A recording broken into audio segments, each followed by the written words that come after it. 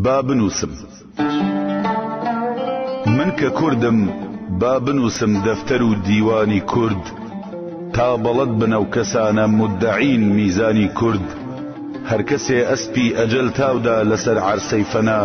پێ بنێتە بەزمگاه و معرەکەی مەیدانی کورد چێ ئەڵێ نەم چەشتووە نووکی ڕمی کوردی نەژاد ڕانی دەرخا تا ببینم داغمەی شێرانی کورد قڕ بپێوێ دایکی ئەو شەخصە ئەڵێ من مدعیم چۆن خەڵاسی بۆ ئەبێ هەرگیز لە دەزمەردانی کورد ئاشکرایە هەوڵی کورد ئەمڕۆ بە بانگی بەرزەڵێم بێن تەماشاکەن عەزیزم مەکتەب و عیرفانی کورد سەیری لوبنان و گەڕانی چین و ماچین بۆ بکەم تا ببێ بەفلا و مێرگ و چیمەن و کوێستانی کورد